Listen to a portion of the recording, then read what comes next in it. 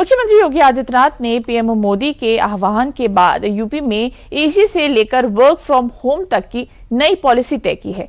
ज्यादा से ज्यादा इस मुहिम से जुड़कर आत्मनिर्भर भारत को मजबूत करना भी हमारा और आपका दायित्व है। तो देखिए सीएम योगी ने क्या क्या तय किया है। सबसे पहले वर्क फ्रॉम होम पॉलिसी उन्होंने शुरू करी है। 50 से ज्यादा कर्मचारी वाले संस्थान में हफ्ते में 2 दिन वर्क फ्रॉम होम की व्यवस्था होगी। शासन प्रशासन ने डिजिटल वर्चुअल जरिए का अधिकतम उपयोग हो ना हो। अंतर जनपदीय बैठकें, ट्रेनिंग कार्यक्रम और समिति बैठकें हाइब्रिड मोड में हो।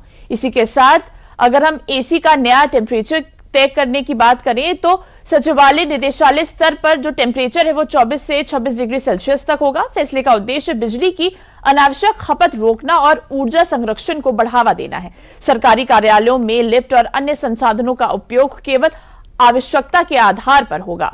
अब अगर विदेश यात्राओं पर सख्ती की बात करें तो मुख्यमंत्री योगी आदित्यनाथ ने साफ तौर पर कहा है कि अगले 6 महीने तक प्रदेश सरकार के सभी मंत्री और वरिष्ठ अधिकारी जरूरी दौरे पर ही विदेश जा पाएंगे।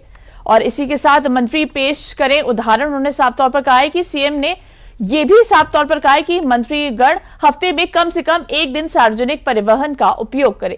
सीएम ने कहा मंत्रीगण अपनी वाहन फ्लीट को 50% तक कम करें। इसी के साथ सोलर और इलेक्ट्रिक वाहनों को बढ़ावा देने की बात भी कही गई है। सीएम ने तय किया है कि राज्य में सौर ऊर्जा के उपयोग को बड़े पैमाने पर बढ़ावा दिया जाए। सरकारी भवनों से लेकर रिहायशी कॉलोनियों, विद्यालयों और महाविद्यालयों तक सौर ऊर्जा का इस्तेमाल होगा। इलेक्ट्रिक वाहनों के लिए नई नीति तैयार होगी ताकि प्रदूषण कम किया जा सके।